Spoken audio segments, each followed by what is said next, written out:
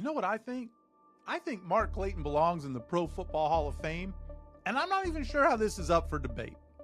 But perhaps a debate is exactly what Mark needs, or at least a friendly reminder to the members of the Hall of Fame Seniors Committee, because for some inexplicable reason, Dan Marino's most productive target and one of the most dominant offensive players of the 1980s has fallen off the radar. Clayton's Canton cold shoulder has always been a point of contention, with me, and for most of Dolphins Nation for that matter. But in the wake of recent pass-catching Gold Jacket enshrinees, I've become increasingly frustrated. And allow me to add this disclaimer. By no means am I here to discredit any player who has been elected to the Hall of Fame. Each and every one of those men had brilliant careers and was chosen through a process that I believe to be respected, fair, and thorough. They earned the right to have their bronze bust housed in the Hall.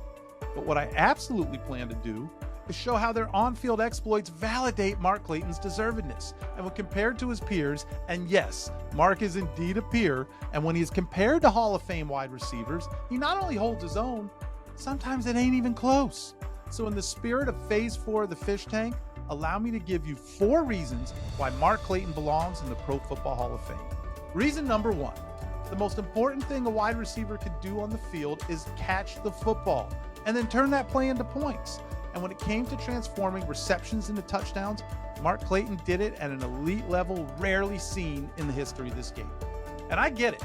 To the untrained eye, and oftentimes even to the trained, the modern explosion of wondrous wideout work metrics has given the naysayers ammunition to diminish Mark Clayton's greatness.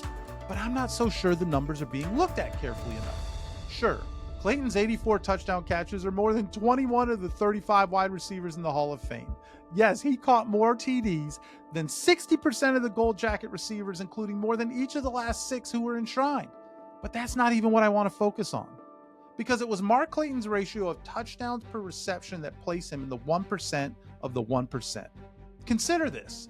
Clayton's 84 touchdowns were achieved on just 582 receptions.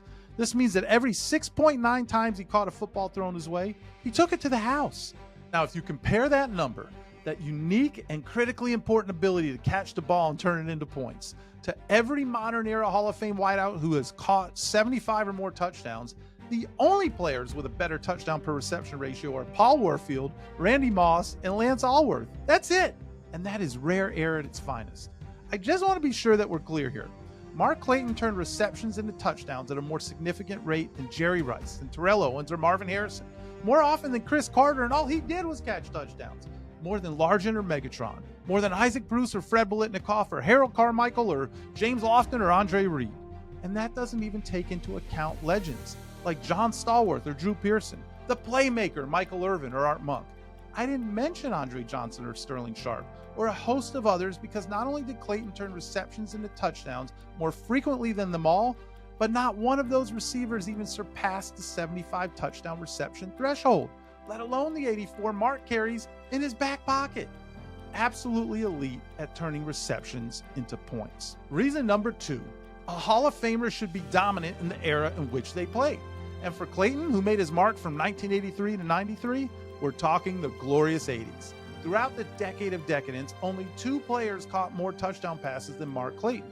And they were Steve Largent and the GOAT Jerry Rice. Yup, both in the Hall of Fame. And consider that Largent hauled in just 6 more touchdowns than Clayton, 69 to 63, but did so while playing in 38 more games and catching 190 more passes that decade. It's also more important to note that 2 of Mark's teammates, Mark Duper and Nat Moore, were also in the top 20 in touchdown receptions throughout the decade, meaning Mark Clayton had to share the football more than any other player on the list. And yet there he was, like Daniel LaRusso, one of the best around. And by the way, Largent and Rice aren't the only Hall of Fame wideouts on that list. James Lofton and Art Monk, also members of the Gold Jacket Club, ranked in the top 20 in touchdown receptions during the 80s. Of course, they played in 41 and 37 more games than Clayton, and they caught 19 less touchdowns. When you consider that Rice led the league in touchdown receptions 3 times in the 80s, and Clayton did it twice that decade, while no other Hall of Fame wideout did it even once, it's hard to argue who owned the decade of greed. Reason number 3 Mark Clayton belongs in the Pro Football Hall of Fame. He changed the game. Consider this. When the Marx brothers, Clayton and Duper, became Miami's full-time starters at receiver in 1984, they were unicorns before they ever took a snap. Standing 5 feet 9 inches tall, Clayton and Duber were both 3.5 inches shorter than the average starting wide receiver across the NFL. Shoot, 17 of the league's starters that year stood 6'2" or taller. For the longest time, the league believed you needed to be 6 feet or taller to play the position.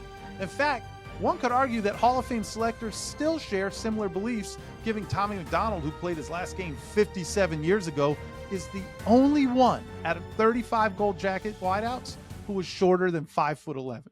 The other 34 bronze-busted receivers are 5'11" or taller, and actually only 5 of them are 5'11", 4 if you remove Devin Hester from the receiver category. But then the Dolphins opened the 1984 season. The Marks brothers combined for 9 catches, 209 yards, and 3 touchdowns against Washington, and the duo would devote a decade to debunking an elevated myth. Their success opened the eyes of NFL head coaches and general managers and helped open the door for future stars like Deshaun Jackson, Steve Smith Sr., Wes Welker, Santana Moss, Antonio Brown, and yes, Doll fans, Tyreek Hill and Jalen Waddle. And Clayton?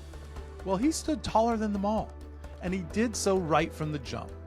Dan Marino clearly changed offensive football in 1984, but so did Mark Clayton.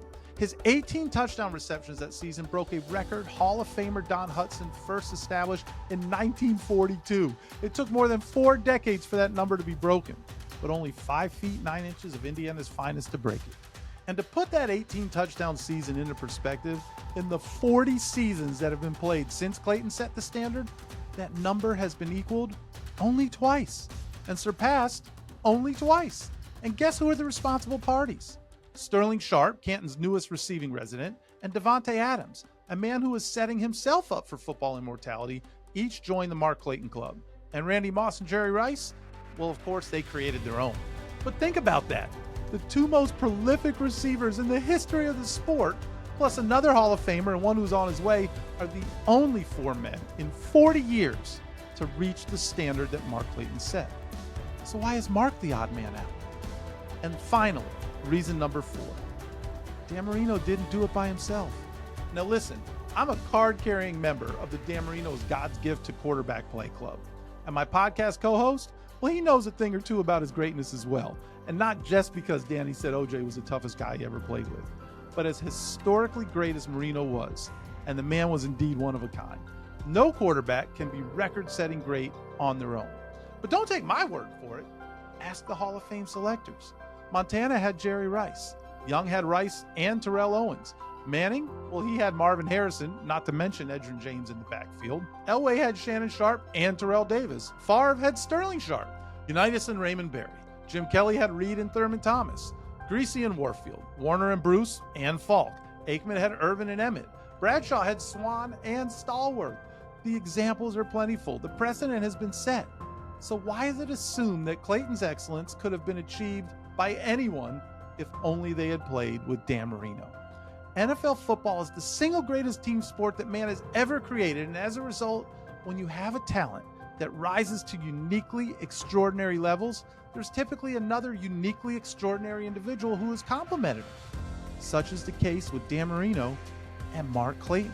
So there you have it. 4 reasons Mark Clayton should be enshrined in the Pro Football Hall of Fame. And there are certainly more. I didn't even get into the fact that Clayton's 4 seasons of double-digit touchdown receptions are more than 24 gold jacket wideouts. And in fact, they are at least 3 times as many as 15 Hall of Fame receivers, including the likes of Michael Irvin, Andre Reed, John Stallworth, James Lofton, Drew Pearson, Art Monk, and Andre Johnson. Can you imagine if a pass rusher had 3 times as many double-digit sack seasons as 15 different Hall of Fame players at his position, and he wasn't in the Hall of Fame himself? It's difficult for me to make sense out of this. And even more difficult is the uphill battle Clayton faces at this point of the journey.